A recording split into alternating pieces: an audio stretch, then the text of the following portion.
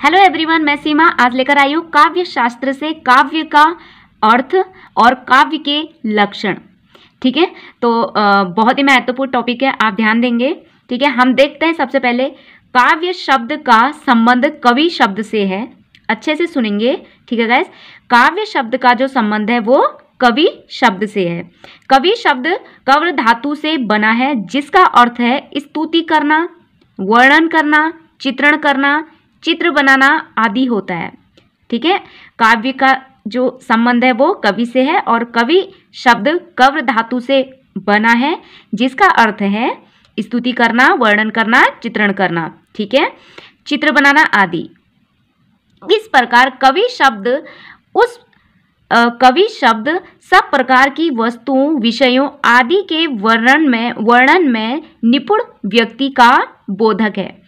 इसका मतलब क्या है, जो कवि होता है उसका संबंध क्या होता है, सभी वस्तुओं, विषयों सबके बारे में वो क्या कर लेता है, एक विचारधारा बनाता है, उसका वर्णन करता है, उसके बारे में कल्पनाएं बनाता है, इमेजिनेशन बनाता है। कुछ भी कवि किसी के बारे में भी क्या कर सकता है, अपने जो विचारों को जो है प्रस्तुत कर सकता है, उनके बारे में विस्तार से जो है अपनी बातों को व्यक्त कर सकता है। ठीक है गाइस, तो इसका मतलब ये है उसका कर्म ही काव्य है, उसका जो काम है काव्य का जो काव्य शब्द का संबंध है कवि से है, तो उसका काम क्या है, स्तुति करना, प्रस्तुत करना, प्रस्तुतिकरण करना, चित्र बनाना, यानी कि उसका वर्णन करना, उसका काम ही वही है। ठीक है, तो ये कहने का मतलब है उसका काम ही काव्य है।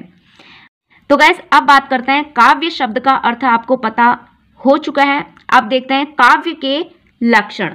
ठीक है, काव्य के लक्षण संस्कृत के काव्याचार्यों ने निम्नलिखित काव्य लक्षण प्रस्तुत किए हैं। तो गैस काव्य शास्त्र से 2-3 प्रश्न यहाँ से जरूर आते हैं, आपने ध्यान दिया होगा। नहीं दिया है तो आप पिछले एग्जाम सीटेट, यूटेट, नेट या फिर कोई भी टीचिंग एग्जाम जो भी आपने दिए हैं, तो आप ओल्ड जो है क्वेश्चन पेपर देख सकते हैं। ठीक है, कितनी बार ये प्रश्न जो है रिपीट हुए हैं, तो आपको ध्यान देना है।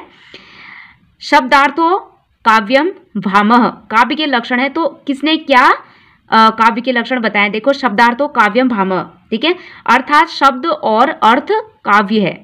किसने कहा है, भामह ने कहा है। तो गैस अब बात करते हैं काव्य शब्दोयम गुणालंकार संस्कृति योर शब्दार्थ योर वर्त भक्तिया तू शब्दार्थ मात्र वचनोयत्र ग्रहाते पूर्वे नित्यः। वामन के अनुसार काव्य उस शब्दार्थ को कहते हैं जिसमें गुण नित्य रूप से और अलंकार अनित्य रूप से विद्यमान हो।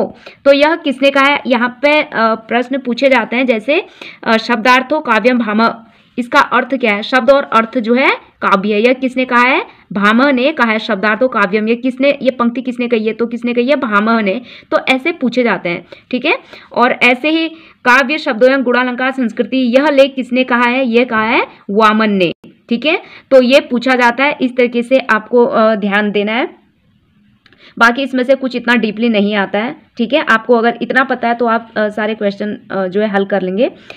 अब देखते हैं शब्दार्थो सहितो काव्यम। कुंतक ने भी कवि के वक्र व्यापार वक्रोक्ति युक्त कथन विशेष से युक्त तथा सहृदय जनों के आह्लादक बंध में रचे गए परस्पर संबंध शब्द और अर्थ को काव्य कहा है। तो गैस यहाँ पे शब्दार्थो सहितो काव्यम, यह जो पंक्ति है यह किसने कही है, काव्य के लक्षण के बारे में किसने कही है, कुंतक ने कहा है। तो आपको बस इतना ध्यान में रखना है। ठीक है, ज्यादा डीपली जाने की जरूरत नहीं है, इतना आपको याद रखना है। ठीक है, शब्दार्थो सहितो काव्यम कुंतक ने कही है। शब्दार्थ शरीरम तावत काव्यम ध्वनिरात्मा काव्यस्य, इन दो कथनों के द्वारा आनंदवर्धन ने काव्य के बाह्य एवं आंतरिक रूप की ओर संकेत किया है। अर्थात काव्य उस शब्दार्थ शरीर को कहते हैं जिसकी आत्मा जो है ध्वनि है। तद दोषो शब्दार्थो सगुणा व लंकृति पुनः कवापि मम्मट द्वारा इस काव्य लक्षण के अनुसार दोष रहित और गुण तथा अलंकार सहित शब्दार्थ कहीं कहीं अलंकार के स्फुट न होने पर भी काव्य है। यानी कि जो ये तद दोषो शब्दार्थो, यह जो लाइन है, यह जो लक्षण है, यह किसने दिया है? ये दी है मम्मट ने। ठीक है गाइस, यानी कि जो काव्य है वह काव्य का लक्षण जो है दोष रहित और गुण तथा अलंकार सहित शब्दार्थ, कहीं कहीं अलंकार के ना होने पर भी काव्य है। काव्य में कोई दोष नहीं है, गुण है, तो वह काव्य है। तो यह किसने कहा है? मम्मट ने कहा है। काव्य रसात्मकम काव्यम, अर्थात ऐसा काव्य जिसकी आत्मा रस है, काव्य कहलाता है। विश्वनाथ के द्वारा यह काव्य लक्षण प्रस्तुत किया, यानी कि विश्वनाथ के अनुसार ऐसा काव्य जिसकी आत्मा रस है वह काव्य कहलाता है। यानी कि जब हम काव्य का पठन करते हैं, उससे पढ़ते हैं, तो जो आनंद हमको आता है वह ही रस है, काव्य का रस है। अब बात करते हैं रमणीयार्थ प्रतिपादक पंडित राज जगन्नाथ ने यह समन्वित काव्य लक्षण प्रस्तुत किया है। इस लक्षण में विद्यमान रमणीयार्थ शब्दार्थ न केवल रस का अपितु काव्य में किसी भी तत्व, ध्वनि, गुणों, भूत, व्यंग्य, अलंकार, रीति, वक्रोक्ति आदि से प्राप्त